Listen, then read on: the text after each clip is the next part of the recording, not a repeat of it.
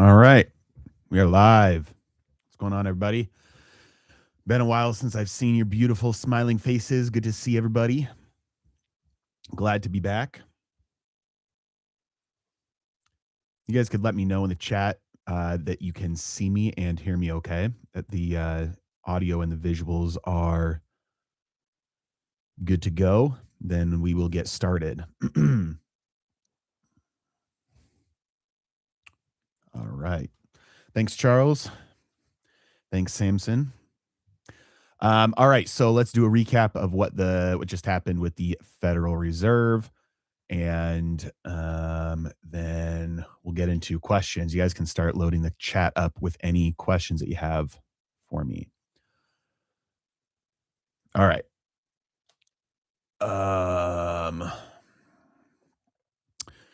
So here, FOMC press conference ended just I don't know, like 30 minutes ago or something like that, 20 minutes ago.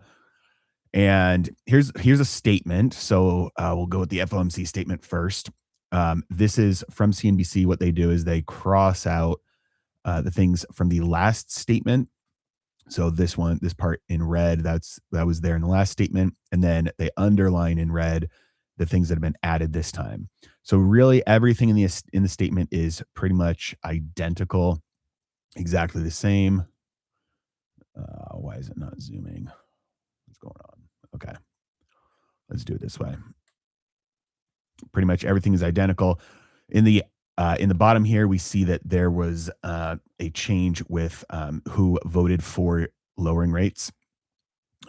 Last meeting, Waller voted to reduce rates. This time did not.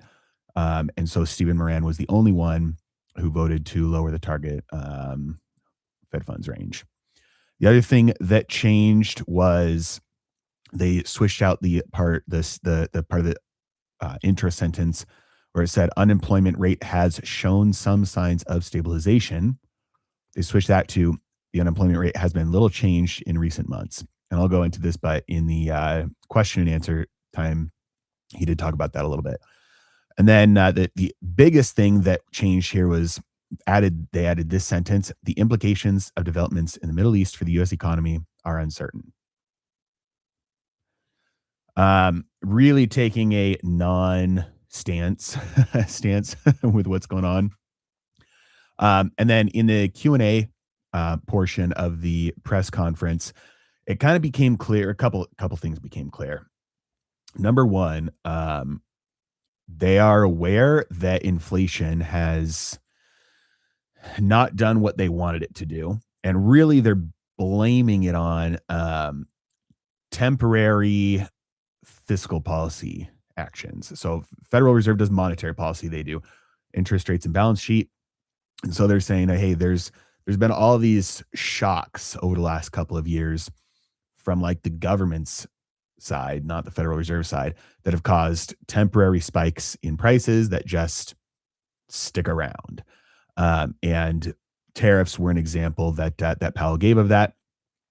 The problem is that doesn't really match with economic reality. That's not really the way things work. When you look at, like, from the standpoint of like your household budget, if the price of, I don't know, let's say your rent doubles, you might be able to continue buying everything else the same amount as you were before for a little while. But if your income doesn't change and eventually some other spending has to give way, you might be able to rely on savings for a little while. But if your income doesn't go up enough to support it, there's going to be money taken away from some area in order to compensate for the additional spending you have to do somewhere else. So just by itself, tariffs cannot actually raise the CPI overall, the entire basket. They can't raise all prices everywhere. You have to have a broad increase in the overall money supply in order to make that price increase sustainable for the long run. If you don't have an increase in the money supply, then something else has to give way. Purchasing power gets diverted from one area to another. And overall, the average price level stays the same. It's just one area went up, one area went down. So they're saying, "Oh, we're just waiting for like those shocks to work its way throughout the economy." Now we've got, oil shocks, we've got uncertainty in the Middle East, that sort of thing. So saying that's the reason for prices. But really, those are the reasons why there's acute price increases in for certain periods of time or in certain areas of the economy. But the only reason that that's able to be sustainable across time and across the entire basket of goods is because of the increase in the broad money supply. And that's still happening. If we take a look, I'll pull up the chart for you here. Um, Money supply. So here's the money supply. And you can see, obviously, the money printing 2020, 21 spiked. They were trying to tighten there for a little while. Money supply fell, and then it bottomed in 2023. It's been rising ever since then. Zoom in on the end here. You can see that it is still rising. Obviously, there's volatility here, but the long-term trend, this is since May of 20. So this is about a year that we're looking at here. Money supply is rising, and that's from bank lending, and also from the Fed's balance sheet rising again now. So that is the that is the thing that enables prices to continue to go up. But they disagree with that, or at least that's what they're saying. Even if they acknowledge that that's true privately, they're not from the outside.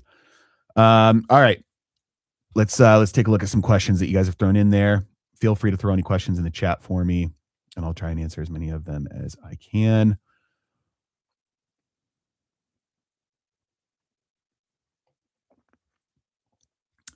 Let's see here. Which U.S. state goes bankrupt first? Um,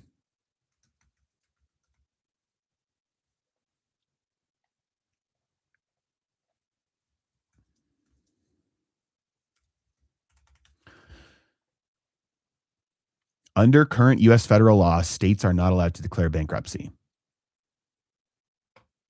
So the answer to that is none of the states. States are not allowed to declare bankruptcy. Some cities are, not states though. Will we eventually? This is from the Ways of Will. Will we eventually see inflation due to the purchases of treasuries to create stablecoins? The stablecoin thing is a little bit of a misunderstanding.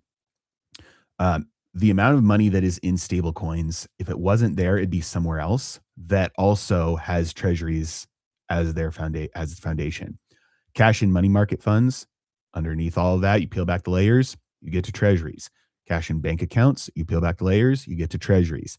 Cash in IRAs, 401ks, brokerage accounts, you peel back the layers, you get to treasuries. Cash in savings accounts, checking accounts, whatever. Stablecoins, no different.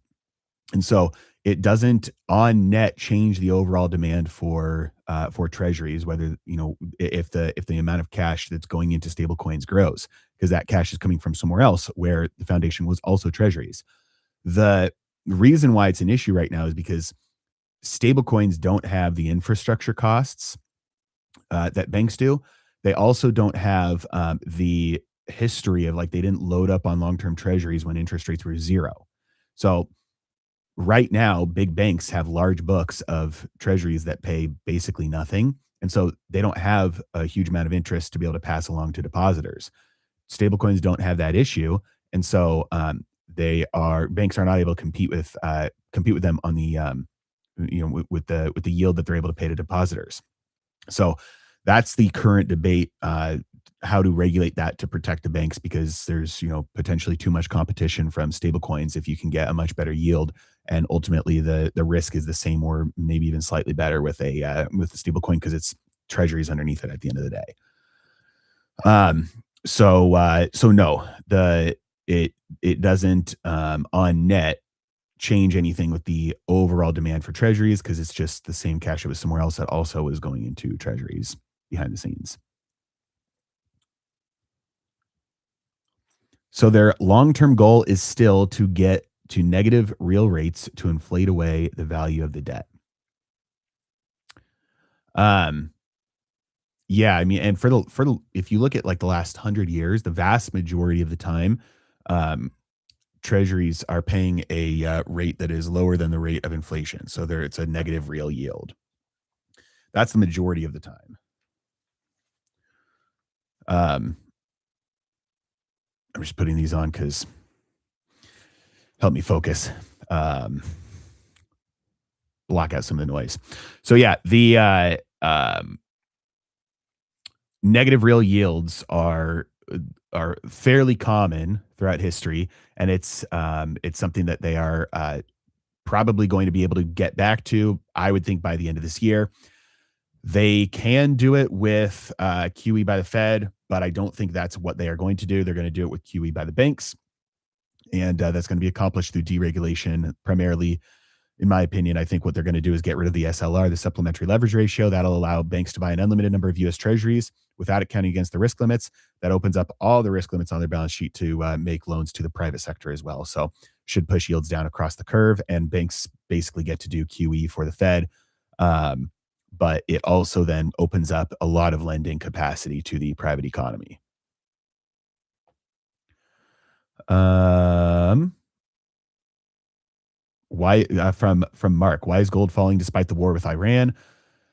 Or Iran. People get on me when I say Iran. If we can call Deutschland Germany, then we can call Iran, or we can say Iran instead of Iran. Um, but yeah, why is gold falling? Gold primarily anticipates future monetary policy. So if we take a look at let's see here. Price of gold, pull up the chart.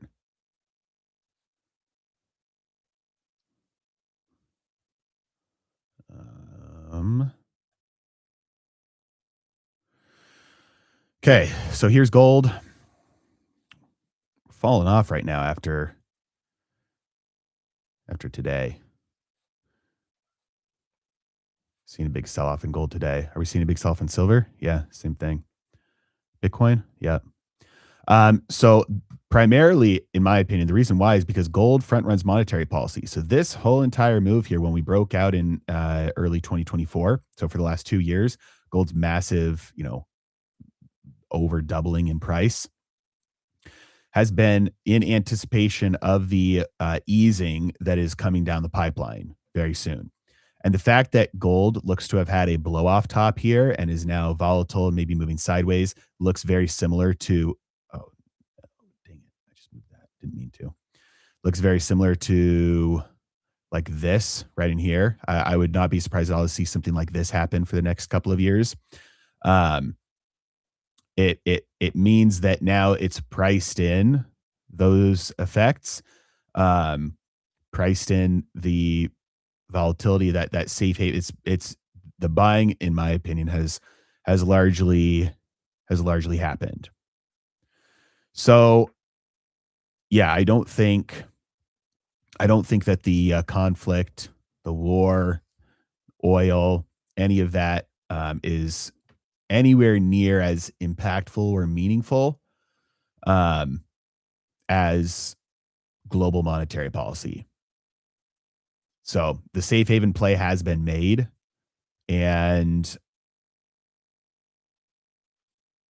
the the war with Iran is not changing that. It's not significantly elevating the risks for that, which is why we're seeing this kind of price action. Let me see if aftermarket is the market still. Yep. Look at that. It just hit the 200-day. So post market SPY is at 659.89. The 200-day moving average is just a couple cents below that. So in after hours, we just hit that 200. It's going to be pretty significant support there, actually. Obviously, if you break down beneath that, like we did in 2025, broke down beneath that, came up, retested that old support, held as new resistance, and then we had the big sell off after that. But for the most part, the 200-day tends to act as pretty good, either both support and resistance. So I would expect, unless we just slice right through that, I would expect a bounce probably tomorrow. We'll see. Okay. Next question.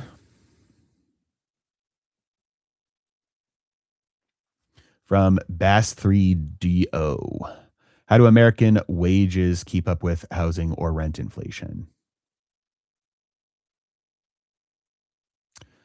Well, part of it is just supply and demand competition. Like when when people can no longer afford to live somewhere, like they literally can't afford it, so they move somewhere else that they can't afford. Um, Alternatively, wages go up in those areas in order to support the cost of living. So you get you get some spirals in areas like over the last 15 years, you see an upward spiral in places like San Francisco. A lot of money is going there, a lot of spending power, not a lot of new supply, so that everything kind of spirals upward. But in other areas, especially with remote work over the last 6 years growing, people tend to have the ability to move other places where the prices have not yet gone up, so that their money goes farther, and then that behavior, that change in behavior, limits the upward pressure on housing prices in areas where they would have preferred to live otherwise. Um, but the supply demand mismatch, the dynamic there with U.S. housing across the board, is one of the reasons why housing prices continue to stay elevated and go up because people need a place to live. All right. From Volga Vanna White, what are your thoughts on the metals company? I don't know. The metals company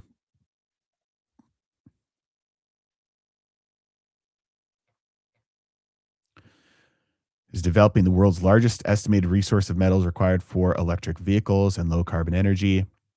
Well, right there, my initial thought, just based on that description, is not super bullish because there's a trend away from that right now. Let's take a look at the chart. The metals company is TMC. Interesting. Okay. Well, mm, this is a dangerous looking chart to me. Is it a small market cap? 2.3 billion. I wonder if this went public through a SPAC. This looks like SPAC behavior. Crashed during the bear market 2021, establishing a new base. Some volatility here. Yeah, I don't know. Doesn't look super great to me just off the bat. Just what they do. They have not had very good earnings for the past couple of couple of quarters. They're coming out with earnings again tomorrow. The market's not pricing in great news there, so there's room for surprise to the upside. They're below the 200, still kind of in their uptrend here, although kind of flattening out. I'd probably need a good surprise. If they don't get a good surprise to the upside, then it looks like there's room to the downside here, down to about maybe 5 or 450, maybe four.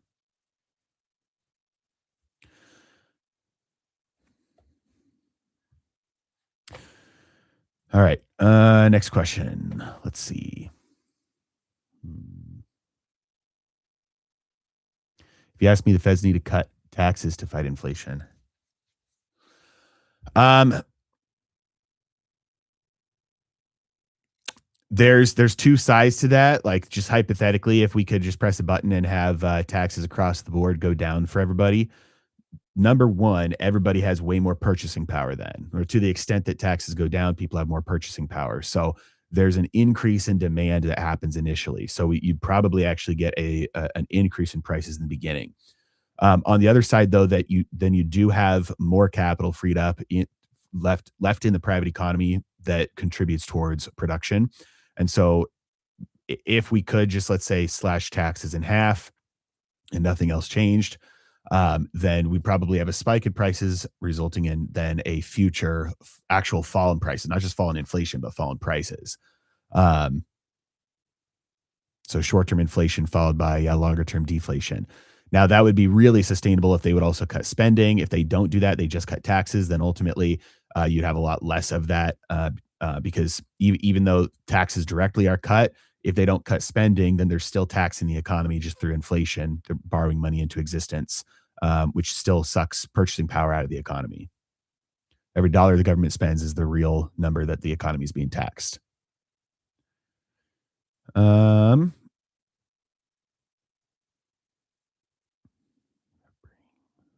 all right. Question from the Ways of Will. Will that bring down rates for retail borrowers? I don't know exactly what you're referring to there when you say that. I'm assuming that you're talking about the deregulation for banks, QE by them, if the SLR is removed. The answer is yes. So, number one, it pushes down yields across the curve because banks start buying, 5-year, 10-year, 20-year, 30-year treasuries without any restriction. That pushes those interest rates down. That then contributes to other rates going down because of the lower risk-free rate. Then the lower baseline means that if you want to get a better rate, then you're going to have to go lend somewhere else. So kind of the competition, it's the reverse crowding out effect. Um, but not only that, it opens up banks' balance sheets to use their complete, all their risk limits just for private lending instead of having most of that sucked up by treasuries on their balance sheet. So absolutely, at least in the short term, that pushes down interest rates on most debt. Mortgages would be included in there, auto loans, bonds, corporate, business loans, everything. Now the question is, how sustainable is that? How long would that last? I think it'll be short-lived. That the inflation that will result from government spending will continue, and that'll be an upward pressure on the rest of rates, not on government treasuries, but on the rest of the economy once inflation ticks back up again. Let's see here. If this is from Rob. If other countries stop buying our treasuries, like what we're already seeing, will will the banks be able to buy all the treasuries themselves at a set rate? And how does that affect USD reserve status? Um,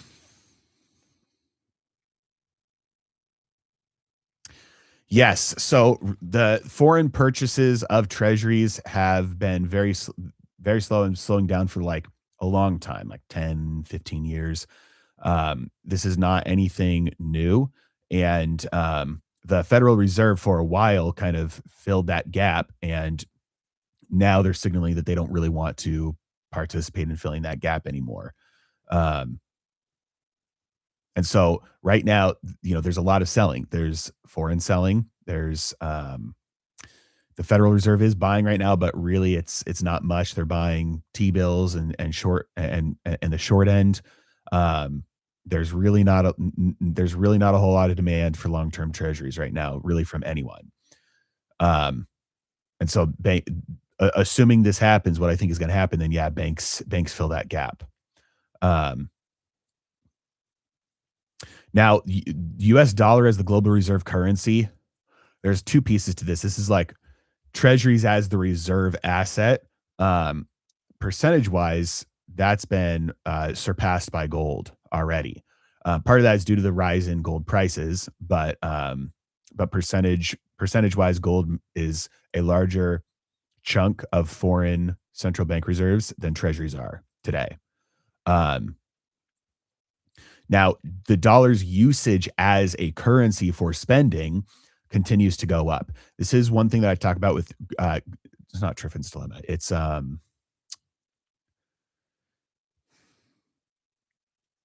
gr- what's good money drives out bad or bad money drives out good. What's the what what is that called? That's it's not Griffin's paradox. What is that called? Bad money drives out good. Gresham's law.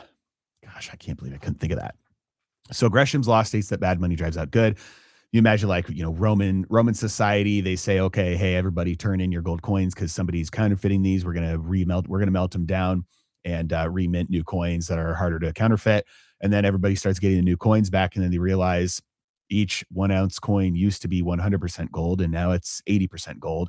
So there's debasement, devaluation, and inflation. Now there's way more number of coins floating around that are worth less.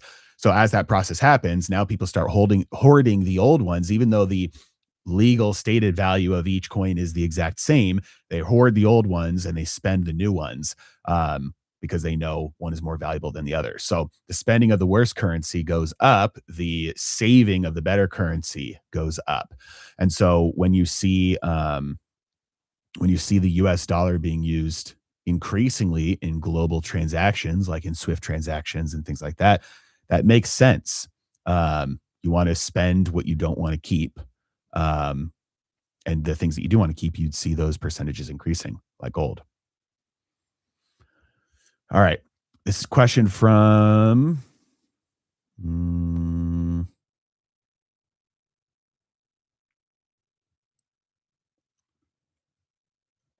from John Steele Show. How will the oil price shock affect China's internal stability? I don't know. China has a lot of problems. Like the US has problems. China has a lot of problems. Demographics are a problem that is very, very, very, very difficult to overcome. It's like it's like the number one driver of everything economically.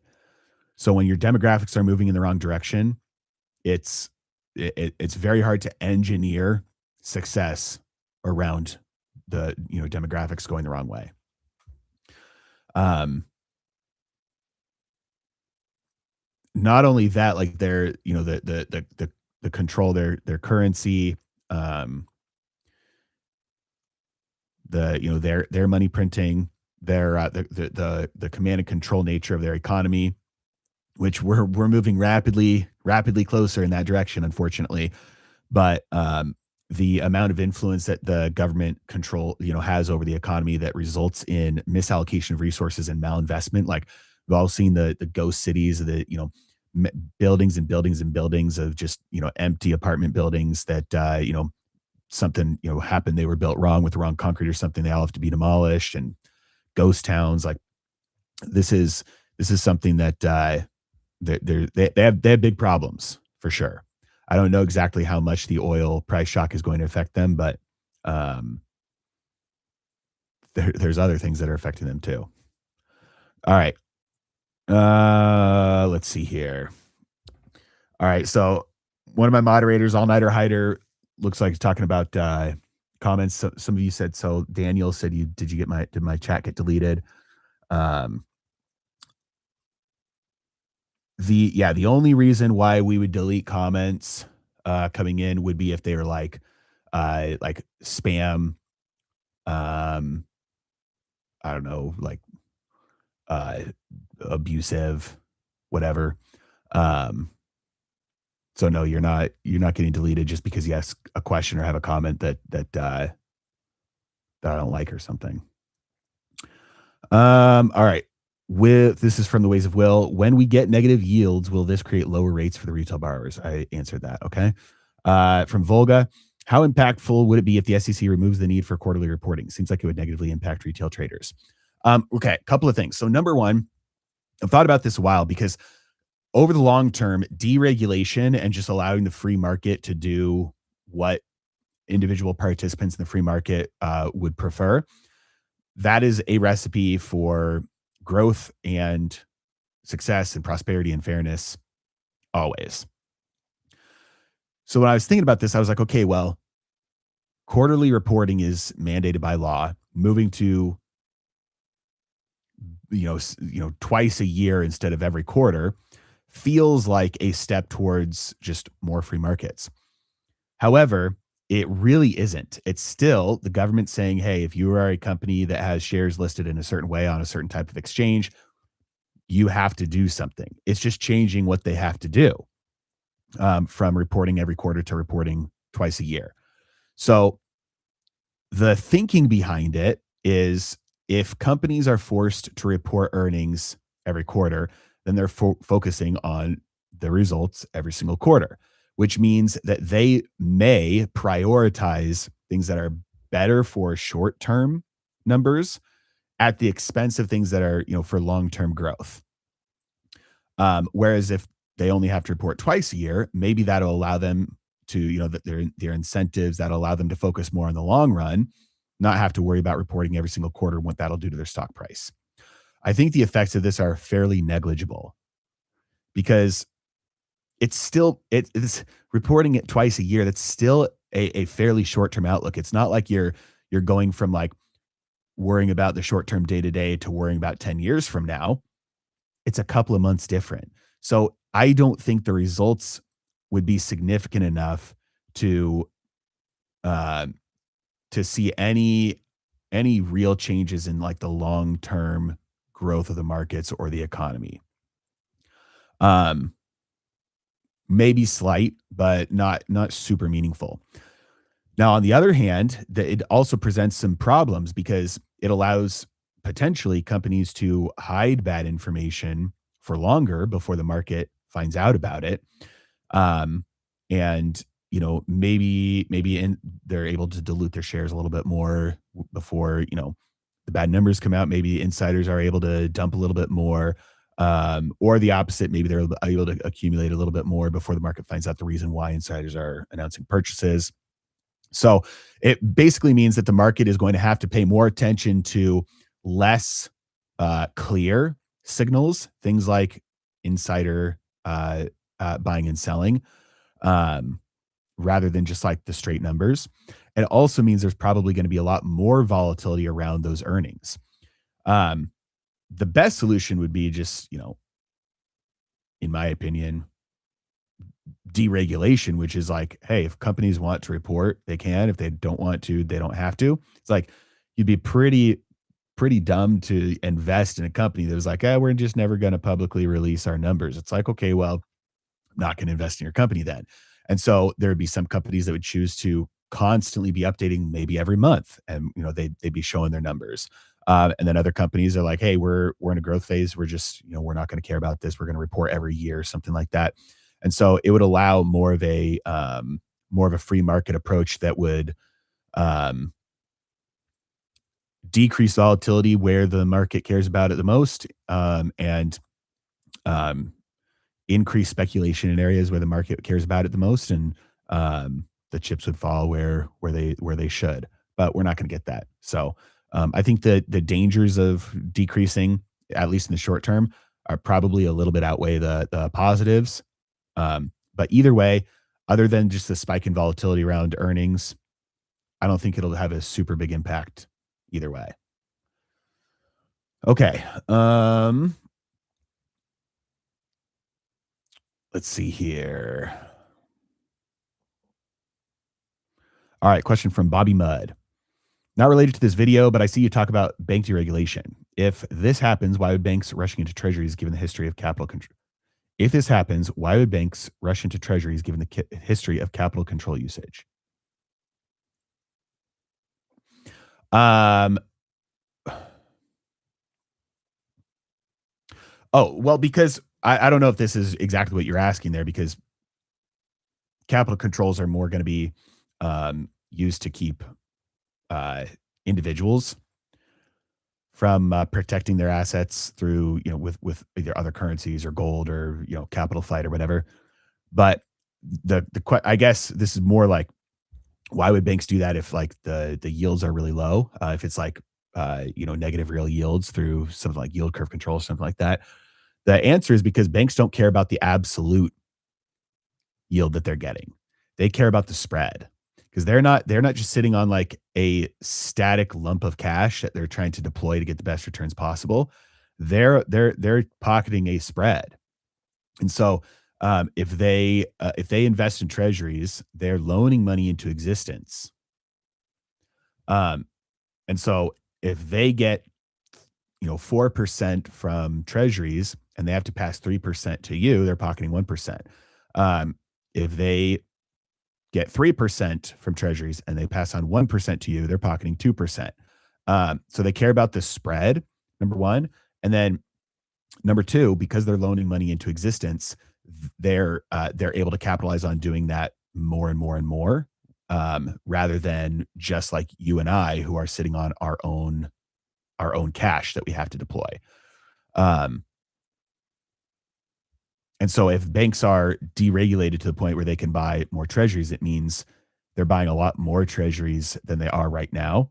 That's leverage. They're loaning money into existence. They're increasing their exposure to treasuries. So they're not just getting 3% on their money. They're getting 3% or 2% or whatever on a lot more money. Um, and so those are the reasons why. All right, let's see here. Keep on throwing questions in the chat for me, guys. If you have any questions about what's going on in the markets, the economy, if there's a stock you want me to look at, a chart, you have questions about my ru- workout routine or my beautiful bald head skincare routine, whatever. Throw questions in there. I'll answer anything. All right, from Wavy McFly, what are your thoughts on an investment thesis of staples, utilities, and energy for 2026? Okay, consumer staples specifically, I think is overblown right now, overvalued, overbought. Let's pull that up. Okay, so XL is it XLK? No, that's tech. XLF? No, it's financial. Staples, XLP, XLP. Okay, so we've had a decent correction here, and we're back at we're testing this resistance as new support here. Um, However, that's not like a huge, it's 8% down. Even in this range, though, even in this area, valuation of staples right now, it's pretty frothy. Um, so as a part of your portfolio, I think it's great. Leaning super heavily into it, I think is fairly dangerous, especially considering let's see, not XLK. What's the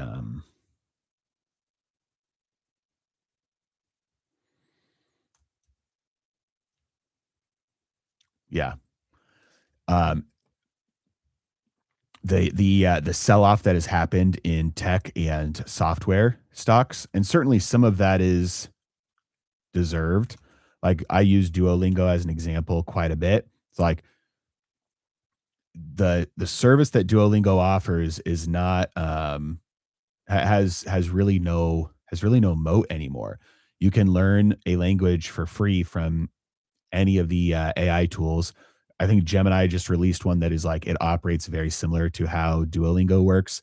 And also just translation itself is now like accessible and free. Like, and so the even just the demand for learning the language is probably going to continue to decrease into the future because the necessity of it in order to communicate cross culturally is going to go down over time. So not to communicate cross culture, the necessity to learn language in order to communicate across languages will go down because everybody's going to have a personal translator in their pocket, and basically already does. So some of it is well deserved. However, like companies like you've heard me talk about Amazon for a long time now, they're positioned to just like there there's really no world in which anybody can come in and compete with what Amazon has built anytime soon. Like the logistics, the infrastructure, the factories, like the 3-hour delivery. None of those things are able to be replicated quickly or cheaply, despite what is happening with AI and technology. And so the ability to automate, decrease headcount, increase, basically have robots replace humans, machines replace humans, translates directly to the bottom line. There are companies like this that are just absolutely primed to rake in, rake in the cash. Companies like Uber as well. Like pretty soon, human drivers will be replaced, at least for like companies like Uber. This has been their plan from like the beginning. At some point, they're paying their drivers is like it's their number one expense. They don't have to pay drivers anymore. Certainly, there's going to be competition from companies like Lyft, um, and Waymo, owned by Google, and Tesla's fleet. But it also is going to increase demand for it because right now, if you take an Uber, it's like a lot of times it's $30, $40 to go, 20, 30-minute drive. Um, the prices of those will come down to the point where, demand will be able to be increased for these services as well. So, um, I think the recent sell-off in the market, volatility, instability creates actually more of an opportunity for some of these companies that are primed to do really, really well from these innovations versus, versus some other things like staples. They things like this look pretty frothy to me. Now, the rest of your question there was about, not just staples. It was about where is it? Oh, energy and utilities. Utilities are, I would say, like, as an overall, like, broad basket, difficult. Pick and choose very carefully and wisely because, they're not free market companies. So in order to raise their prices and increase their profits, they have to go through cities or states and get approval to, increase prices. Um, and so it's not like a free market product where it's like, "Hey, I'm gonna make the best product, gonna, I increase, make my leadership team better, ramp up marketing, whatever." It's like it's not really a free market product. So investing in them can be tricky. Energy, I really, really, really like. I've got quite a few positions open in energy right now. In my trading group, we've got quite a few positions open in energy across, from uranium and oil, and a couple others. And so energy is something, the demand for that is going to only accelerate into the future. And supply across the board, whether you're looking at natural gas on site, generators, the transportation delivery of the energy, the infrastructure for it, oil, whatever. The supply is going to continue to have a hard time keeping up with the increase in demand. So I'm super bullish on energy, kind of across the board right now. All right, question from Bobby Mudd. I never thought of that. Incredible answer. However, it would seem increasingly risky given the shape of the government fiscally. Seems like a way the government can offload risk. Um, okay, so you're referring to my answer to your last question about bank deregulation, rushing into treasuries. Um, it would seem increasingly risky given the shape of government fiscally. Well, it wouldn't. Oh, okay. Oh, I see. Risky for the banks. Okay. I was sorry. It took me a second to figure out what you're asking. So you're basically saying even though banks can lend money into existence, and so they don't care about the absolute, they just care about the spread on what they can get with, they're leveraging their money, so they're getting 2% or 3% on way more, and then passing back some of that. Um, Still seems risky because what about the situation that the U.S. government is in right now? That is completely valid, um, for an individual investor because we have to be concerned about number one, the absolute return compared to inflation. But again, they're getting it on a lot more because they're so leveraged. And then the risk is like, okay, well, what happens like if 2021 to 2022 type of situation comes up again? It's exactly what banks did when because this happened before, guys. 2020 and 2021, the supplementary leverage ratio was temporarily suspended. What happened? Banks rushed in and bought treasuries across the board. They just went crazy on buying treasuries. And so it did exactly what they were hoping it would do. They said, banks, go crazy. There's no limits. You can buy as many treasuries as you want. So banks went out and did that. So, and then they also lent to the private economy as well. So it exploded bank lending. The problem was, it was temporary. So when that rule, came back in, suddenly banks had to get back underneath their risk limits. Number one. Number two, The inflation that was unleashed meant that banks now were holding treasuries that were way underwater because rates went up when the Fed was trying to deal with the inflation that they unleashed. And so now banks were holding all these unrealized losses on all these treasuries that they bought when rates were basically zero. And so they were sitting on a bunch of risk. That's what happened with Silicon Valley Bank. Everybody said, "Hey, give me my money." They went to sell their treasuries, but they couldn't sell them for full price because they were now at a loss. And so they wouldn't have been able to meet all deposits. And obviously that's why they got the bailout. And so, what did the Fed do? They opened up the Bank Term Funding Program, which is a another tool that they have in order to provide an implicit bailout to banks, meaning if treasuries ever get underwater, banks can use the Fed to temporarily sell them at full price, which means they don't have to worry about temporary losses on treasuries anymore. The BTFP is no longer in play. It was shut down, but they could bring it back at any time. There's precedent for it now. And so, functionally speaking, in practice, to a bank, a treasury is basically the same as reserves. It is risk-free for them because if there is ever any risk and it's currently at a loss and they have to sell it, they can go to the Fed instead. And then they don't have to sell it for a loss. They can sell it for full price. So for a bank, loading up on treasuries today is no longer risky. It functions like reserves for them. Um, so that's why I think they're going to do this. There's really no way that I see out unless the Fed just steps into full blown QE and yield curve control again, which they could. It's just there's so much. It seems like they're trying to move away from that, not towards that. Okay. Next question is from Bobby Mudd. I see you wearing different watches. What brands or styles do you like? Okay, I actually don't wear different watches. I always wear the exact same watch. I'll show you guys. See if I can get it to focus. Okay, it's the Omega. Is it in focus? Yeah, the Seamaster 300. This is the Heritage Edition. Um, it's like the denim color with the cream. I don't know the words, the right words. I don't know. I think it's called the Dial. Um, and I love it. My wife got it for me in April last year. It's a Heritage Edition. Is that line? It was a new watch. It wasn't like an old watch. I love it. I wear it every single day. It is my nicest. I'm not like a huge, at least right now, I'm not like a huge watch collector. So it is my most expensive watch. I don't have any Patek Philippe's or APs or Rolex. I actually went in to buy Rolex and I was super upset because I was like, "Hey, I like this one," and they're like, "All right, well, you're going to have to buy like 16 watches the day where we text you that we have one available in the future sometime before you're even on the list to buy that one." I'm like, "Okay, no, I know it's just a fake scarcity. I know that you actually have them in the back, so no." Same thing with Patek Philippe. I was like, "Hey, I really like this one. I would like to buy it," and they're like, "All right, well, we'll put you on the list. If a different watch comes available, I'll text you. You have to buy it immediately.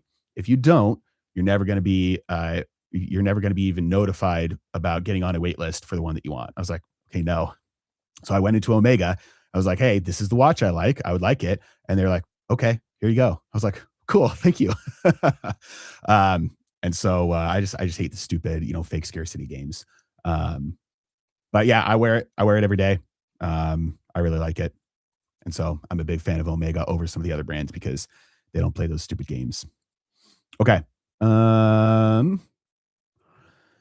Question from Sonder68. How afraid of CBDCs is the libertarian in you? Is tokenized gold a possible rival for CBDCs?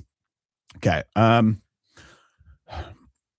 CBDCs in principle are no different than the current dollar system that we have today in terms of like it's possible like if the dollar was a CBDC today, you would have no way of actually knowing that was the case. If they had just behind the scenes switched it over like a couple years ago, you would literally have no idea that had happened. And that's because a central bank digital currency, really at the end of the day, what it is just a consolidated ledger. So imagine, we're going to get into the weeds a little bit here.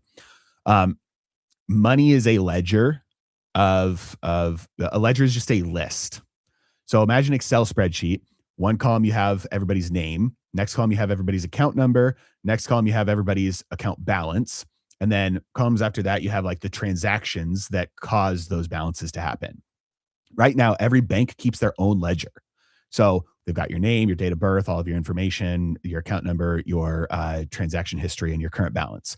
And then anytime you make a transaction, they're going to record that on their ledger, on their list, their internal Excel spreadsheet of everything. And if you are sending money to somebody else, like at a different bank, then they're just going to batch settle those.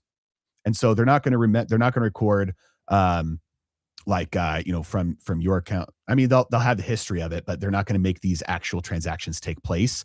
Um, they'll make the internal note of where it was going, but they're not going to actually send $12 from your account to, Taco Bell's account at, from Bank of America to Chase. What they're going to do is they're going to say at the end of the day, okay, we've got $100 million. Chase is going to say, I've got $100 million that's going to, in total from all of our accounts over to Bank of America's accounts. So we're just going to do one payment of $100 million over to Bank of America. And then they're going to take those and they're going to deposit those in their proper accounts and record all of that on their ledgers. That's all a ledger is. It's just an internal, it's like an Excel spreadsheet. And so a central bank digital currency, the only thing that does is it consolidates all those distributed ledgers that each banks have into one ledger at the Fed. Right now, the Fed already has its own ledger, but it's just the intra-bank transactions that happen. So the batch settlements of when Bank of America sends a big batch transaction over to Chase and vice versa. And then from there we have, oh, thank you. Sorry. The other things that are recorded on the Fed's ledger are like wire transactions. So it's nice that we have distributed ledgers because you also have distributed power that way. Right now, if you operate like over the last couple of years, I'd say 5 to 10 years, if you've ever talked to somebody about who's running like a firearms business or they're a gold dealer or like they're in the the marijuana business, they sell like gummies or weed or whatever in states where it's legal. Most of these types of company or like crypto companies, there are a couple other types of companies that are like on a high risk list. It can be very difficult to get business accounts. You have a bank account somewhere and the bank just says, no, we don't want to do business with you anymore. We're going to shut down all of your accounts. Now that's dangerous and that's bad, but 10 tyrants is better than one. 100 tyrants is better than 10 and 1,000 tyrants is better than 100. The more tyrants you have, the better, because then there's competition and tyrants have to compete with each other and be a little bit better in order to continue their tyranny over, who chooses to stay with them. If you have one consolidated ledger, that consolidates, number one, all the information, but it also consolidates all the power. And so if the Fed then just says, okay, well, firearms businesses are no longer allowed to do transactions with us, guess what? You're unbanked or debanked. Like you have no choice anywhere because there's only one option. Now, the banks would stick around. You'd still have accounts with Chase and Bank of America and Wells Fargo if you hate yourself and all the other banks, but they're just the infrastructure, the pipelines in the system for the central bank digital currency. And so CBDC just increases and consolidates the power, the information, the decision-making, and everything like that onto one central database and central ledger. It increases the potential for abuse, doesn't necessarily increase the actual abuse that will happen. But if the government has power, usually they use it. And so it's a very dangerous thing to happen. Unfortunately, you wouldn't like if they turn it on behind the scenes, you wouldn't actually know. Tokenized gold, possible rival for CBDCs. Yes and no. Tokenized gold does not really solve a problem without introducing more problems that we don't need. The trade-offs are not worth it. In other words, if we want to have a system where gold is used as money, the gold sits in the vaults and I use my debit card in order to transfer the ownership of the gold that's in the vault. A crypto layer on top of that does nothing to help that system. It creates a ledger, it creates a history, but you still need the trust layer and the verification layer between the the crypto and the actual gold in the vault to make sure that that top crypto layer is actually accurate. And so you don't need it, because without that, you would still be able to do all the transactions. You'd still be able to, like, it doesn't offer any advantages, and it only offers complexity, adds complexity, and in some cases adds cost as well. So there's just I don't think it's going to take off, because usually usually new technologies are adopted when they increase the accessibility and decrease the cost of doing something. And a crypto layer on top of gold does neither of those. All right. From Rob, oil, gas, stock, long-term outlook. Are we reaching a top soon, or is there room to grow? The companies, yes, I'm very bullish on. I think the oil price itself is probably it's is probably close to topping. And when I say close, I mean time wise. I don't mean price wise. I would not be surprised at all to see another big spike. Let's say, oil shoots up, 120, 124, has another big, even higher than that, 130 or something, a big blow off top. Um, Not be surprised at all before coming back down, but I think it'll stay elevated for a while. Maybe not at these levels, a big pop and then drop. Maybe it stays, but I do expect it to stay elevated for a while, but probably just not around these levels. But that does mean that like companies like like energy companies, I think are positioned to profit for a long time from this. Okay.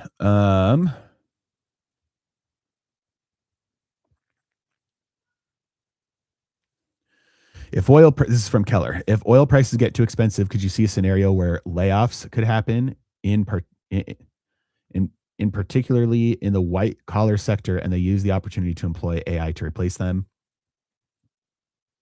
There are certain, well, okay, so the problem with new technology is this is something like I how I want you guys to guess. Um, Let me see if I can pull up I want to pull up the exact numbers. Pull up the exact numbers for you guys, because I don't want to be, I know the direction, but I want to pull up. Um,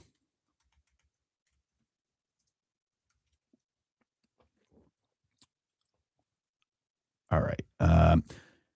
30 years ago, do you think there were more? Yeah, I can't find the exact numbers.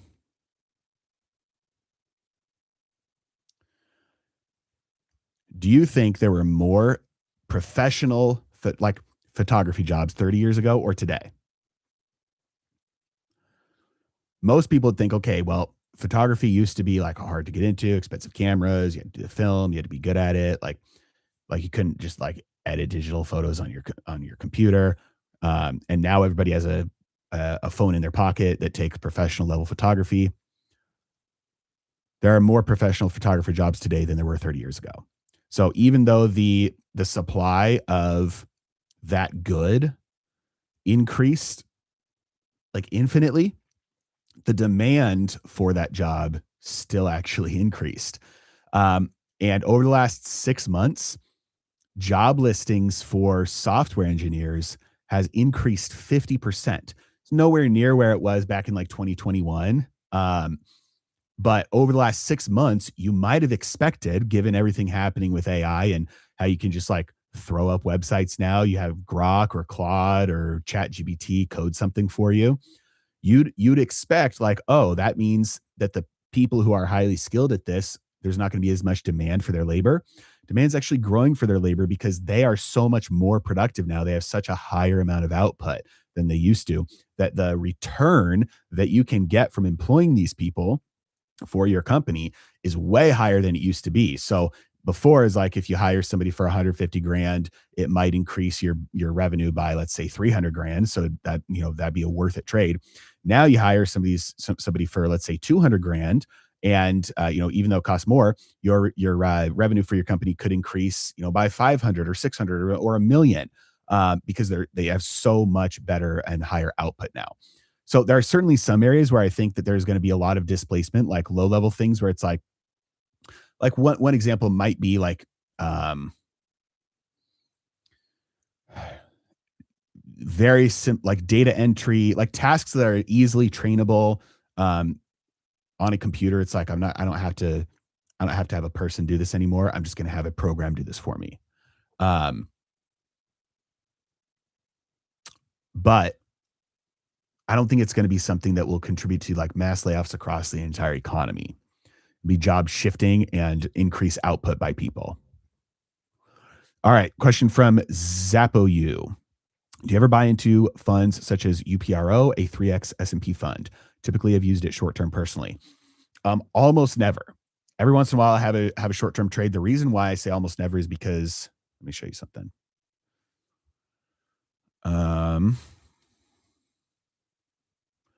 Okay.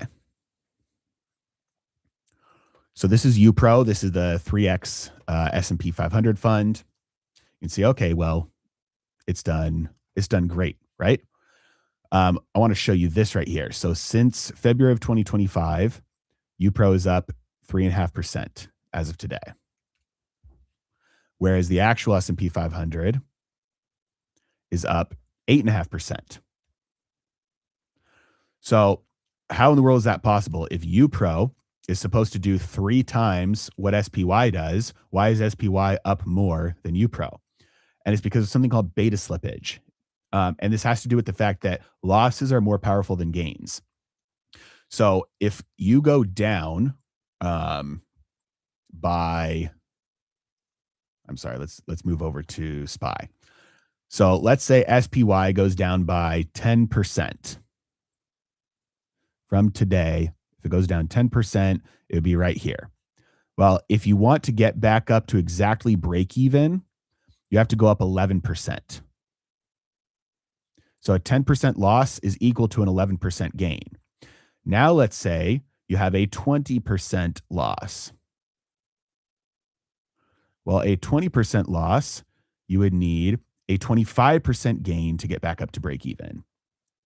Now let's say you have a 50% loss. You don't need a 50% loss to get back up to break even. You don't need a 60% loss or gain to get back up to break even. You need a 100% gain to get back up to break even. So losses are exponentially more powerful than gains. The larger the loss you have, the exponentially larger gain you need just to get back up to where you were before. A 90% loss, you need a 900% gain just to erase your losses. So when you take a look at something that is leveraged, every time the S&P 500 goes down 1%, this thing goes down 3%. So you can imagine if SPY moves sideways. Let's draw this.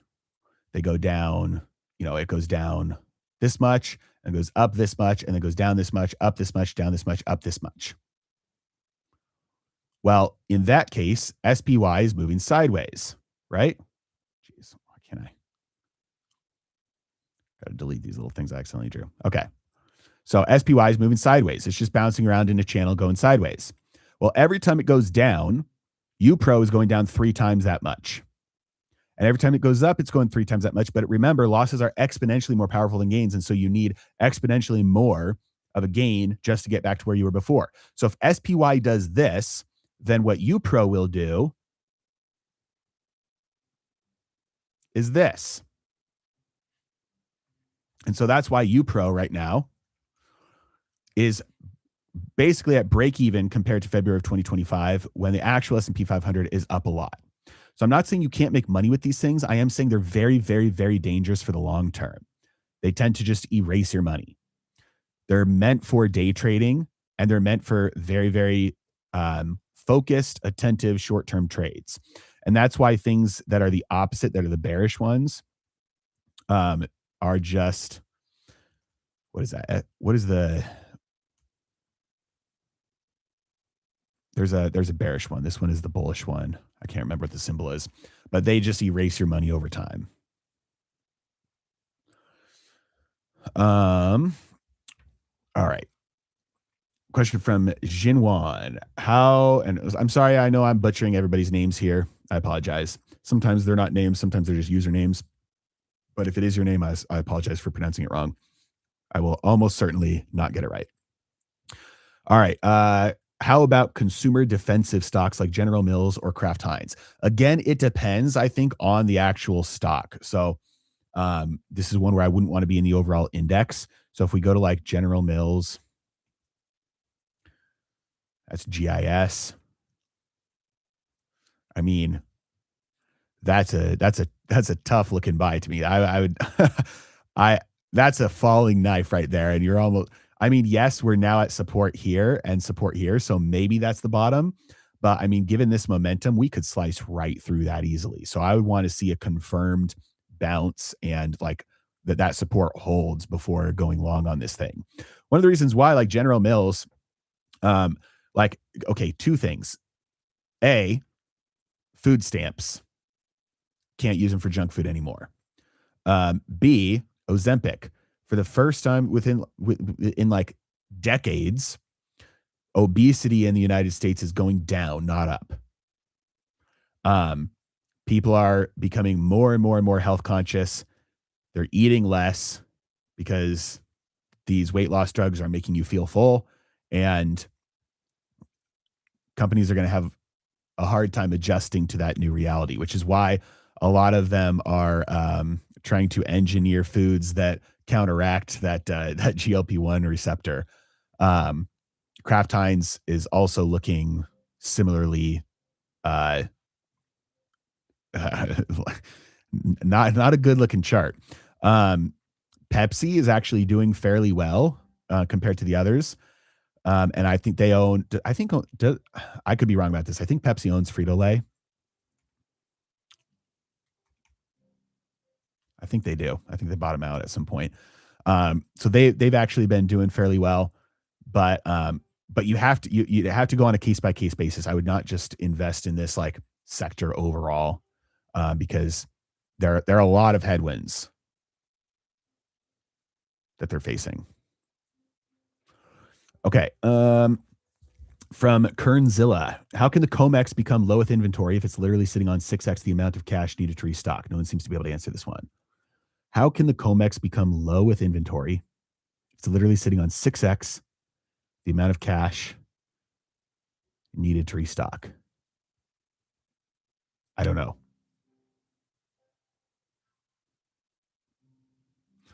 To be honest, a couple years ago kind of just gave up with trying to anticipate price movements based off of what happens with COMEX and futures, and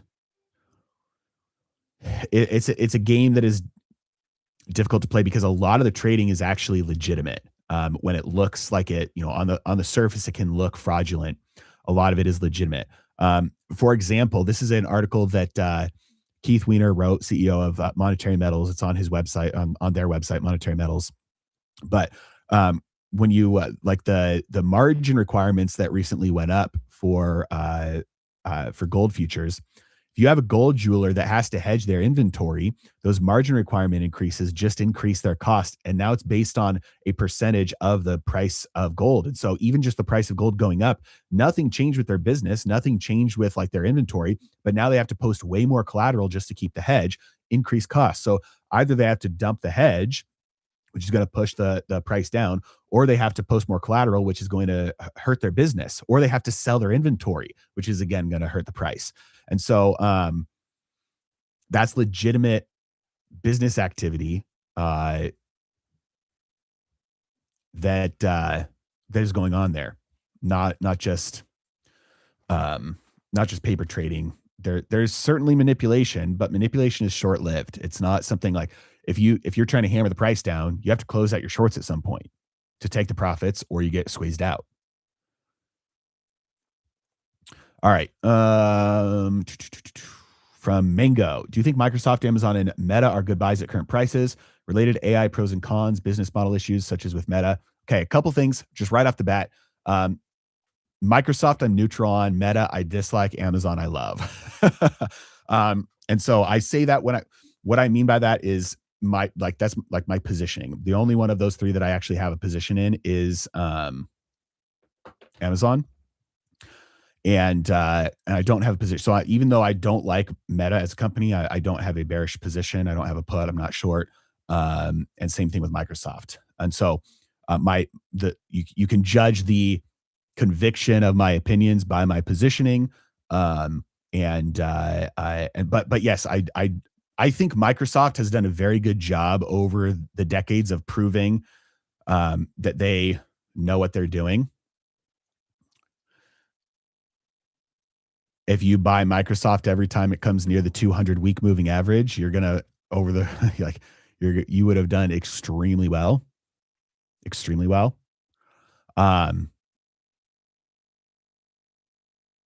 and they've been able to survive and thrive through so many different environments. And I don't think there's going to be much happening right now that's going to change that. However, again, that's not enough for me to take a position in Microsoft. Meta, product wise, I really dislike, and I know so many people use it, and they're it's a company that knows how to make money. Um, it's not a constant filter for me, but one filter that I rely on fairly consistently, um, is is how much I dislike or like the product. Um, and I know just because I dislike the product doesn't mean that the company doesn't know how to make money and that other people don't like the product. Um, but like for instance, like internet service providers, I would never invest in an internet service provider because they're all the worst companies in the world. Like you use them because you are forced to use them and you hate every moment of it. Like because they have a legal monopoly on that product. Um, and so I don't have if you force me to take a position in Meta, it'd probably be short-term bearish, long-term bullish. Microsoft probably would be a bullish position. Um, but again, I think Amazon has the best setup for the long term compared to the other companies and the best moat for sure. All right, let's see here.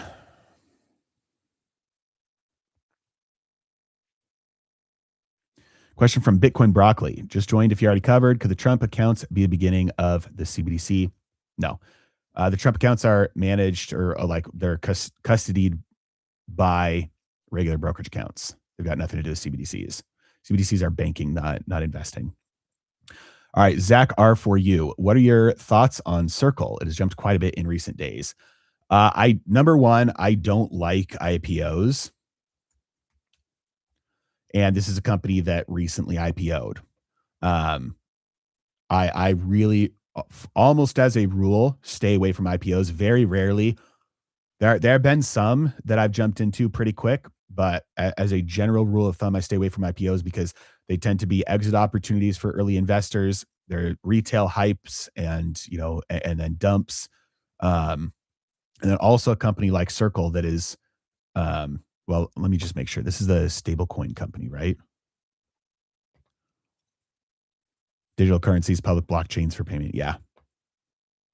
Um, I also stay away from the crypto space in general, whether it's um, publicly traded companies like this or actual cryptocurrencies like Ethereum, unless it's Bitcoin. But apart from Bitcoin, I usually stay away. So Circle kind of hits both things that I tend to stay away from, which is IPOs and crypto companies. Um, all right, from Rodney Rogers. Why does it feel like we're heading into an economic event worse than the Great Depression?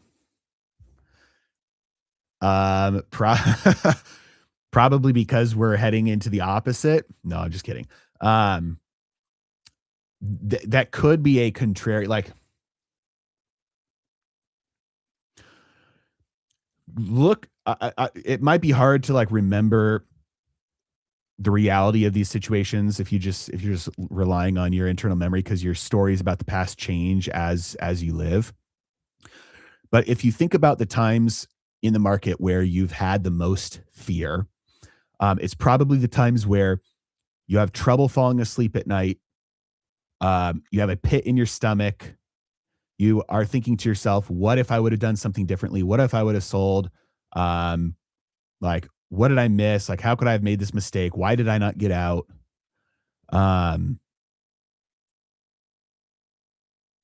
Thinking back at those times, like if you were paying attention, 9 times out of 10, those are bottoms.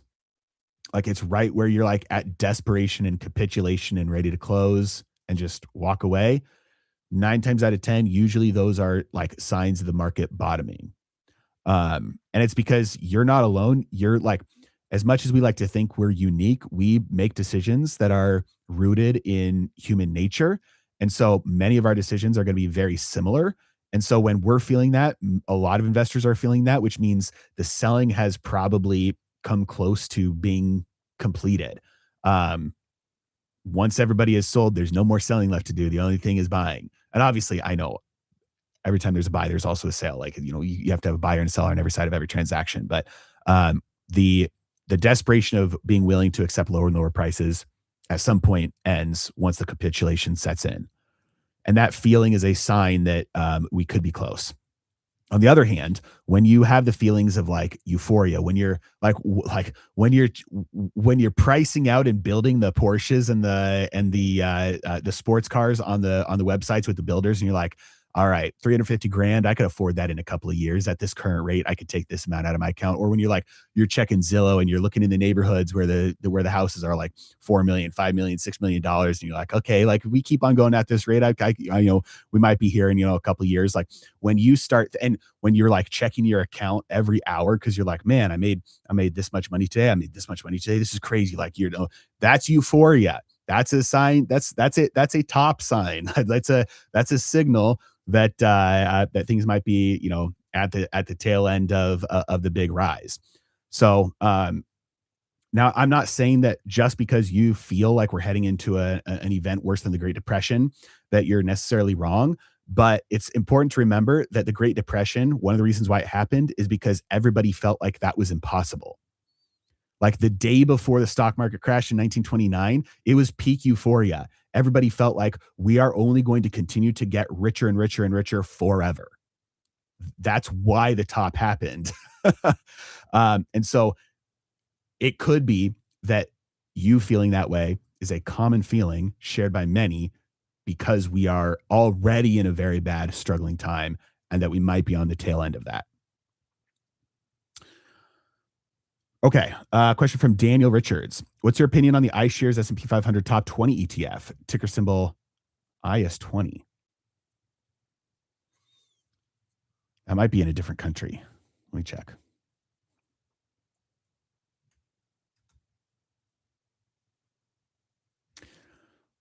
Yeah. So this is on different exchanges. This is not in the US. There's probably one in the US that does this, 20 companies. Um, I don't think there's anything wrong with it. This is kind of going to be similar to like the Mag 7. I mean, the performance is going to be pretty similar. So like MAGS is probably like the US equivalent. The top 20 companies is going to have pretty much the same like this pretty much the same performance as the top 7 companies. Um those next 13 are, fairly significantly smaller. Um and you're going to get the majority of the let's see what the companies are. Oh, holdings. All right, so past the top 7, we've got Tesla, Berkshire, Chase, Eli Lilly, Exxon, Johnson Johnson, Walmart, Visa, Costco, Mastercard, Netflix, AbbVie, and Palantir. I like a lot of these companies, to be honest. A lot of these are pretty good companies. Palantir, I'm bearish on. See, are there any others? Eli Lilly and Johnson, I don't know.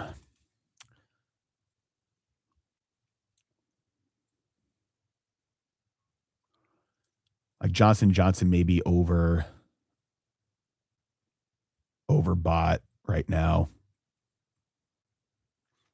Eli Lilly is a tough one too because yes, they've got retatrutide, and that's by far the most effective of the weight loss drugs. All the studies are showing way more fat loss, way better muscle retention. Um, but there's also the competition. There's gray market competition, black market competition. There's the pricing. There's the Trump RX. There's things that might make it difficult for them to capitalize on monopolizing those profits. So those are hard for the majority of these companies. I really like. I don't think that the overall performance is going to be significantly different than something like MAGS. Um, but probably a decent time given the underperformance of the top companies versus the lower companies in the S&P 500 recently. All right. Question from Volga. Has your thesis on IREN changed with the recent 6 billion ATM offering, or is this necessary for the growth phase? From the beginning, this was known. So like, I don't know if you are a part of my trading group, but anybody who is a part of my trading group or was when the initial trade alert for IREN went out back when it was at $15 per share, I said this from the beginning because it was known, like, in order to get the growth that they're like trying to, they're going to have to dilute their shares. We have a price target that's more of like a market cap target. We don't know exactly where the price per share will be. The 6 billion ATM offering is more of like, hey, we can use this if we want. It's not, obviously 6 billion is huge compared to their market cap. They're not doing it all right now. They're just saying, hey, if this is a tool that we can rely on if we need to in the future. But dilution is something that that was kind of baked in from the beginning. And so no, hasn't changed my opinion on it. It just means that we don't know exactly where the price will be once they get to the the profitability and the revenue and the number of deals that we're kind of expecting in the future. Okay. Question from Ryan Rogers. What are your thoughts on the BMY stock? BMY. Bristol Myers. Okay, really nice range here. So it's long term. So let's go out. All right. So we've got let's just put this up here for kind of like where the top is. We've got like let's say somewhere in this range for the support. So we've got a really nice trading range, very, very large trading range, obviously. Let's go back into a daily chart. We've got some resistance right here that it's bounced off of. Could be difficult for it to break above that 62. Might be stuck in this lower end of the range for a while. Bristol Myers, let's see. I don't know anything about their financials right now. Biopharmaceutical products.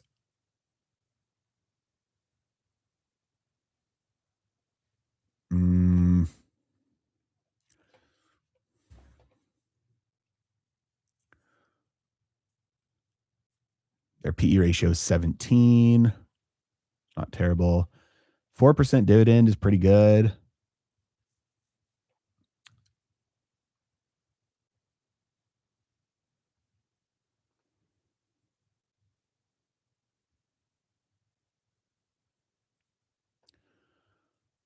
$46 billion, $46 billion, $45 billion, $48 billion, $48 billion.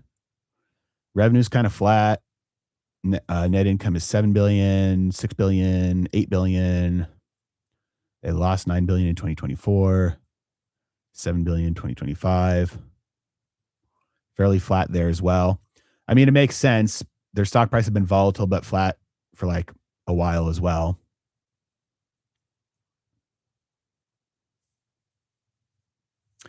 I don't know. I'd have to do a little bit of a deeper dive into like the potential growth prospects of this company. Obviously, they're a $120 billion company. They're big. Nothing screams buy on the chart. Nothing screams buy on their financials. Good dividend yield, probably just from that aspect. If you're looking for something that's a little bit more of like a conservative, like income play, could probably be a good one. You could supplement that with some covered calls. And, if you're really conservative, use some protective puts as well. Um, you want to kind of structure a bond like position for yourself, limited downside plus income with capped upside. So nothing screams buy to me on Bristol Myers, but nothing screams sell to me either. And I do like that dividend if that's something that you're looking for. From Nasty Devil, did you grow up on an Air Force base? No, I did not. I'm curious, Nasty Devil, if you're still on the call, I'm curious why you asked that question. Like what what do I do or say or made you think that that might be a possibility? Um, Obviously nothing against that. I'm just curious. I didn't actually though in high school. I did Civil Air Patrol, which is like, for those of you who don't know, Civil Air Patrol is kind of like ROTC, like junior ROTC, but for the Air Force. And it was because when this was I think I was a freshman in high school. I was very, very interested in joining the military someday. I thought that'd be super fun. I wanted to go into like special forces, like, like skydiving and just like, movie stuff. And I did Civil Air Patrol for I think maybe a year, 6 months to a year. And it was like, I knew from then on, I was like, I'd never, absolutely not. I was like, I just could not stand. And I know it was not, obviously I wasn't like actually like trialing the actual military, but it was a close enough experience. We did things on an actual Air Force base. That's where we met. Um, and we, it was enough of a close enough experience where I was like, if the military is anything like this at all, I want nothing to do with this. From across the board, there was very little in that program that I actually appreciated. Um, but no, I didn't actually grow up on an Air Force base. I did spend time in high school, like once a week though. All right. From Mango, what do you think of puts on USO 30 to 50 days out? Potentially, I'd like for something like that, I'd manage risk aggressively through position sizing because on super speculative trades, you want to plan for the worst case scenario. Worst case scenario is you lose everything that you put into it, which means you want to make sure that you lose a very, very, very small amount of money in a worst case scenario. Because the nature of something like this is, driven by timing. Like it's possible that it just keeps sputtering along for a while. It's possible that something happens tomorrow and everything starts to drop or pop. But definitely nothing wrong with that trade. It could turn out to be very profitable. It's a timing thing for sure. So manage risk aggressively through position sizing. Keep it small. And that also means you then have to make, so, okay, this is the process, guys. Like this is how you see, like, this is the process when you're deciding to make a trade. Let's do this in live time. We'll pull up USO. Okay. So USO, you're saying, okay, well, it's just skyrocketed. It's going to encounter some really strong resistance up here at like 123, right in this area. Let's say we nail this timing 30 days out. So let's pull up the option chains. Oh no, it's not pulling up. Okay, let me do this. Got to restart trading view and then it'll work. Just give me 1 second. I will pull it back up.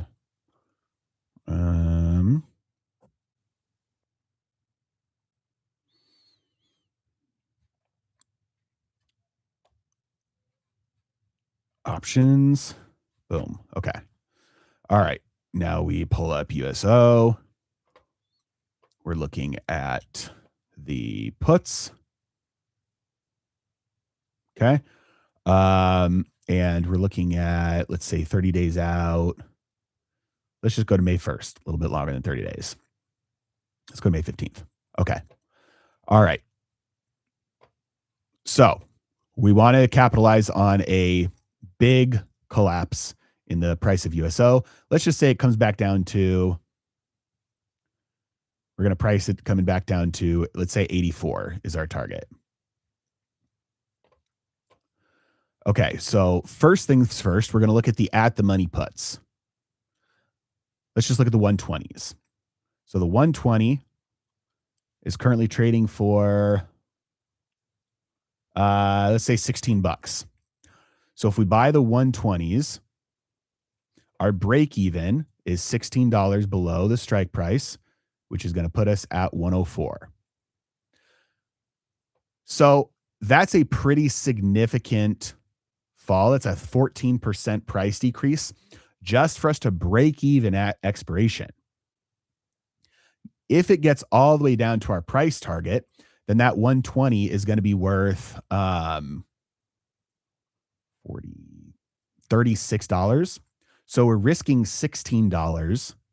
That's how much we're spending for the chance to be able to sell it at $36. So it's barely a 100% profit target play. To me, for a super speculative trade, it's not even close to worth it.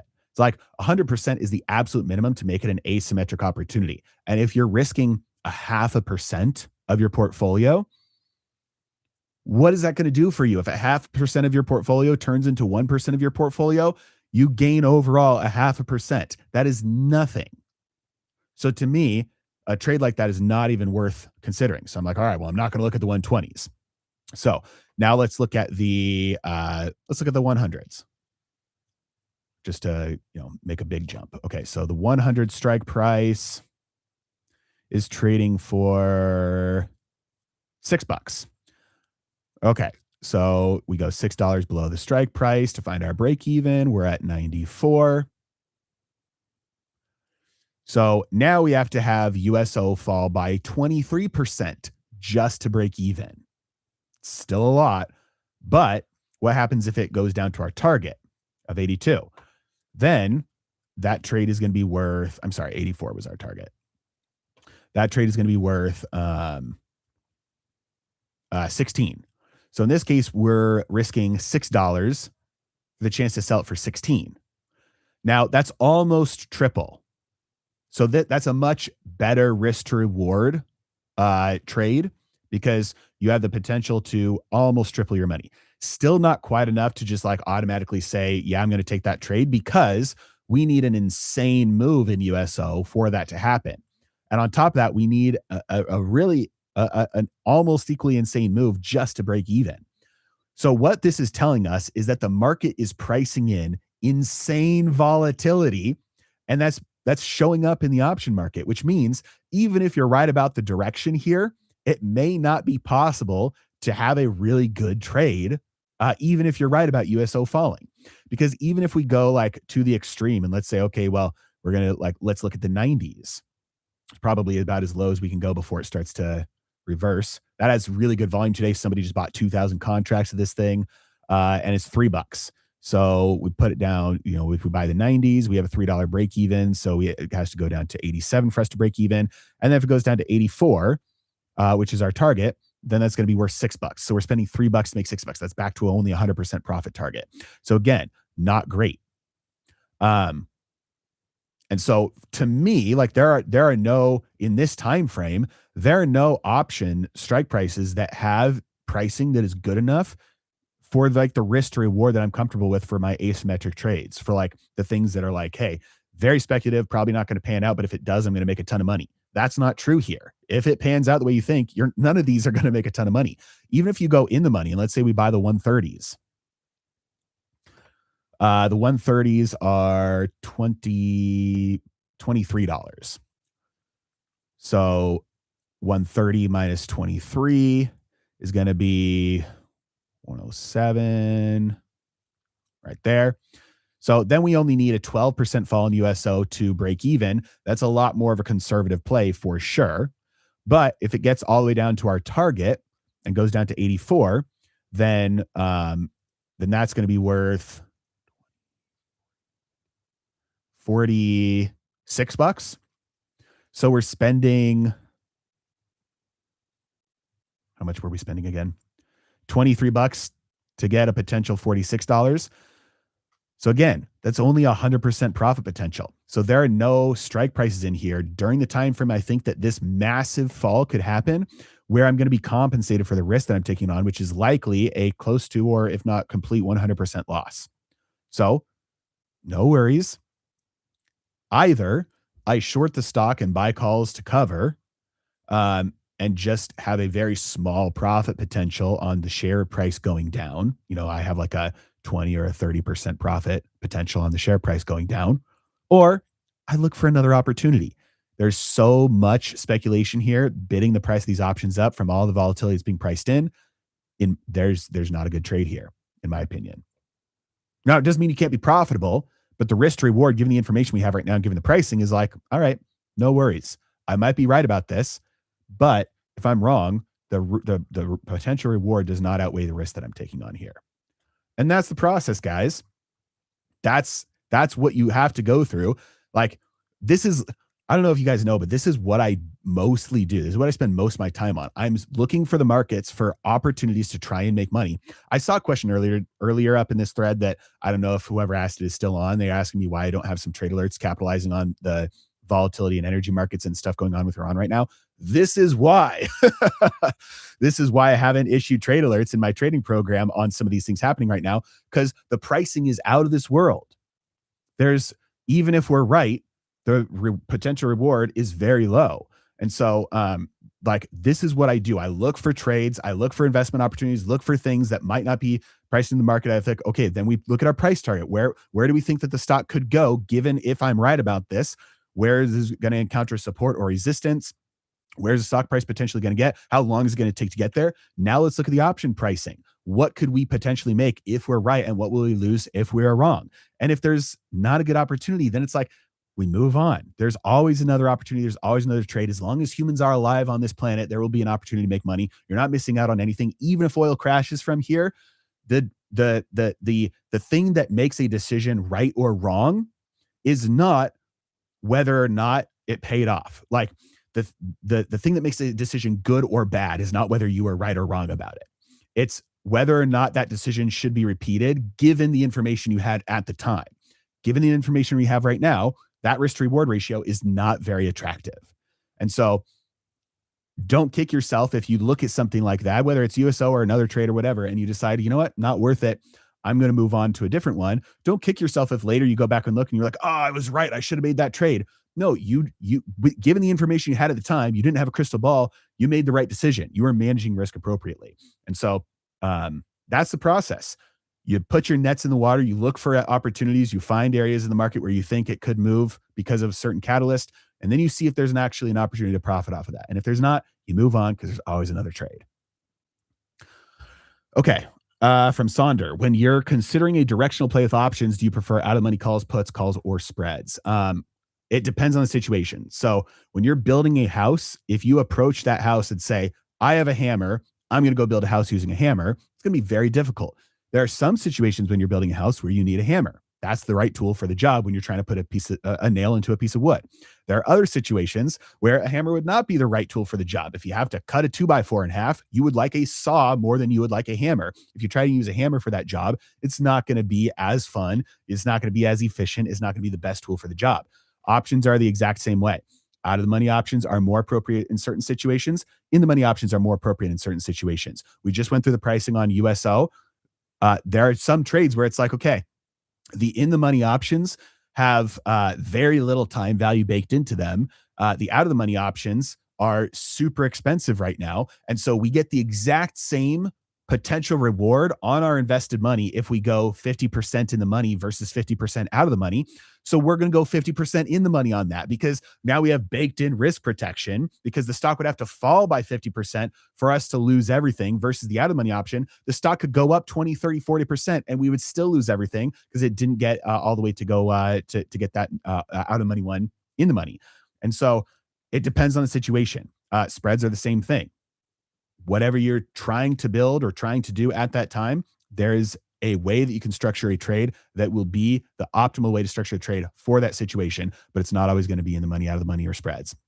So the answer to your question is, for my trade alert services that I have, I've got 2 right now, rolling out another one later this year, but I've got 2 right now. They use different strategies depending on what the market presents.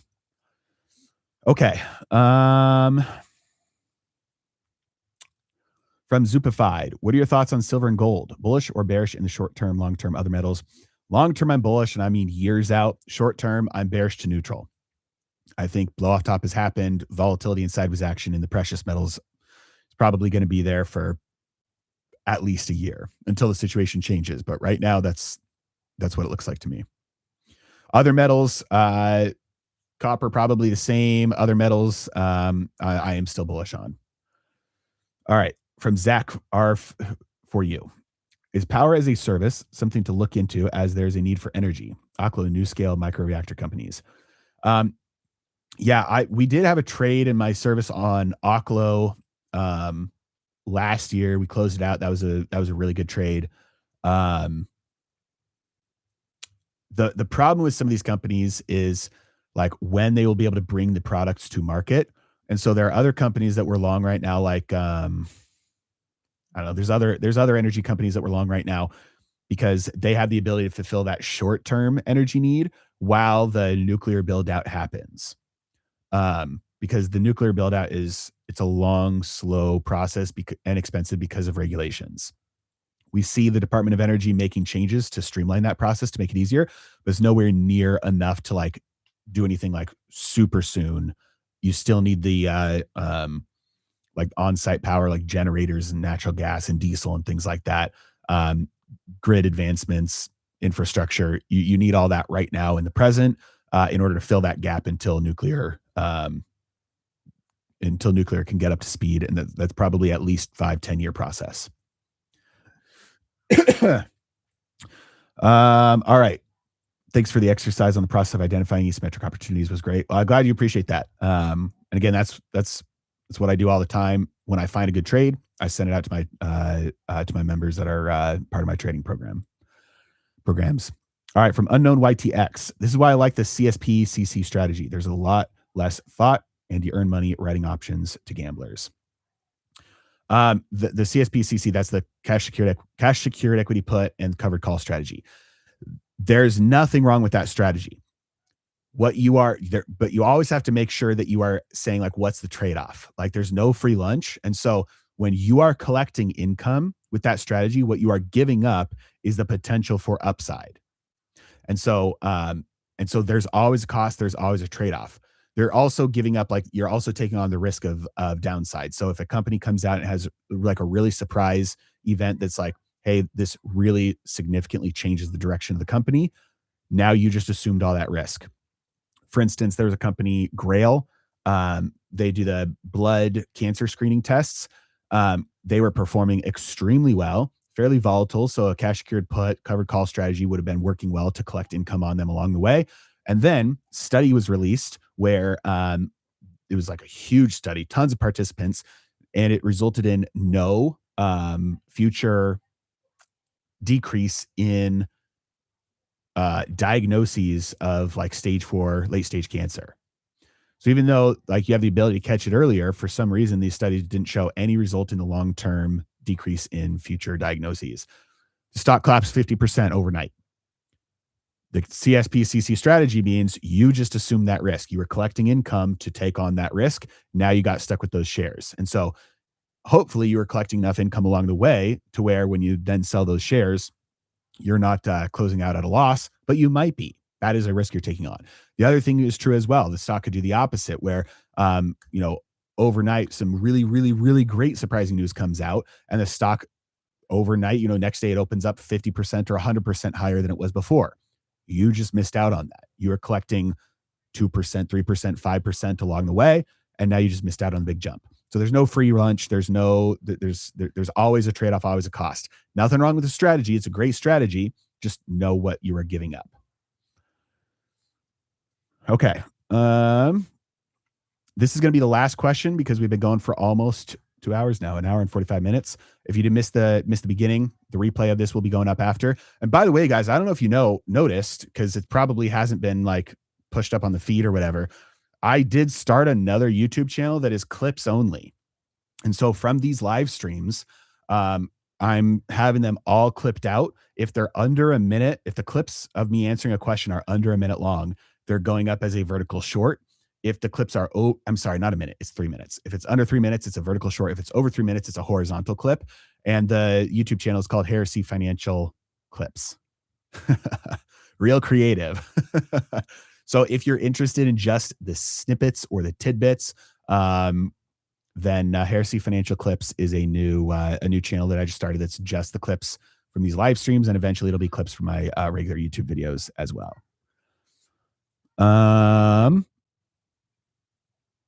So the last question here is, what are your thoughts on Enphase Solar? ENPH. Okay, Rob, you said, can I just get a yes or no on mine? Does VST match that profile? I don't know what profile you're talking about.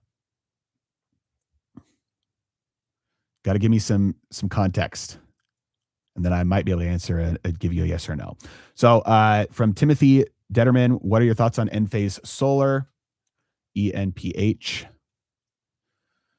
Ooh, that does not look good. So really, really strong momentum to the downside. Yes, we did just break above the 200-day moving average, bounced off of that. So we have some bullish action ever since November. So that the short term is good. Doesn't mean the turnaround is completely here yet. Because you probably could have said that right here, and then we had another big drop. This is a really, really hard like negative momentum to get over. Nice though that it did this bottom in November kind of coincided with support back here from 2020. Solar is another hard thing right now because politically and culturally, there's a pretty strong trend away from solar right now, especially at scale. Like consumers still want solar on their individual homes, but the cost of it, like recently, I just priced out solar for my house, and it was like for the amount of power that I use, it was going to be like 70 grand, and the break even point on that is like 25 years from now. So it's like there's an opportunity cost. Whether I finance it or just pay for it outright, there's an opportunity cost with that money. It's like, okay, then I'm at the expected end of the lifespan of those panels, and I was never able to capitalize on the savings from that. And so we need some significant decreases in cost, increases in efficiencies in order to make that work. And you can subsidize your way out of it if you want to subsidize the demand, but that can only last so long, which is why you get big bubbles and then crashes in these companies that rely on the government forcing it to happen by paying for it with taxpayer money. However, that's not the financials. They might be doing really well. 34 PE, that's actually really expensive for a company like this. I would expect that to be lower, so I don't like that.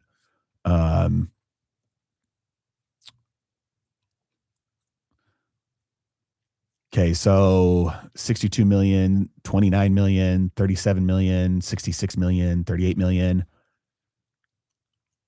Let's go annual. So 2025, they made 172 million net income. Before that, 100 million. Before that, 438 million, 397. Yeah, so that they're not really going the right direction with their net income or their revenue.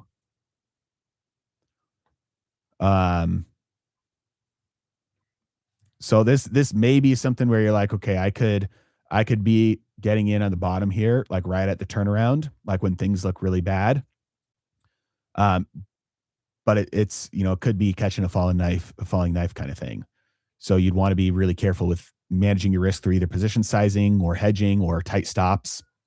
And you may get stopped in and out a couple of times before you finally nail the bottom of this thing. All right. So the context, Rob, you gave me VST for energy stocks, long-term nuclear, short-term LNG business. Thought you'd be familiar with the stock. Oh, VST. So, okay. So for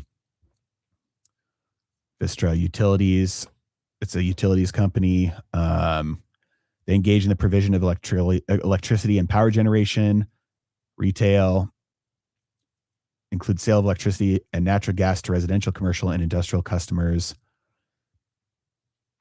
I don't know if Vistra does like you'd have to answer this. So if they're primarily a utility company, then you'd have to do some more digging. If there are some companies that will like go on site and set up like on-site power generation, like with like generators. And so you can get like hospitals or data centers online really quickly without having to rely on grid, which relies on government, and that kind of infrastructure is just costly and time consuming. And so there are companies that are filling in that gap. I don't know if that's what VST is. If it is, then yeah, then that's probably probably something that'll do fairly well. Okay. I said that was the last question. I will answer this last one there from Merrick. Do you have any positions on defense stocks? Uh, Not intentionally because of defense. I don't think. Definitely don't have any exposure to like JEDI or IT, the ETFs for the defense stocks. Um, I think they're probably going to continue to do pretty well. It's hard though because it relies on it's government adjacent. It's like it's a branch of the government. Um, and also then you're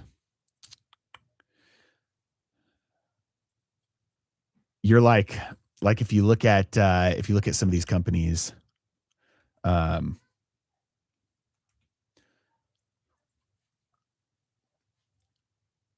let's see what are some of the holdings of ITA. So we got RTX. It's Raytheon, or it was Raytheon. It's like obviously they've been doing very very well, and they're lobbying for like using profits to lobby for like death and destruction because it helps them do well. Um, Lockheed Martin. No. BO? What's Boeing? B. What is Boeing? BA. Boeing has not been doing well, actually. But overall, ITA is the iShares Aerospace and Defense ETF. Been doing very well. So I don't have exposure. Part of it is like the kind of the morality piece of it. It's like I don't know how much I want to be, and also volatility. It could end at any point. So I don't have any positions, but it's probably going to those companies are probably going to continue to do pretty well for a while. All right, guys, that's it. Check out my new clips channel, Heresy Financial Clips, if you're interested in just getting the tidbits and the snippets and the single answer clips from these live streams. And we'll see you next time.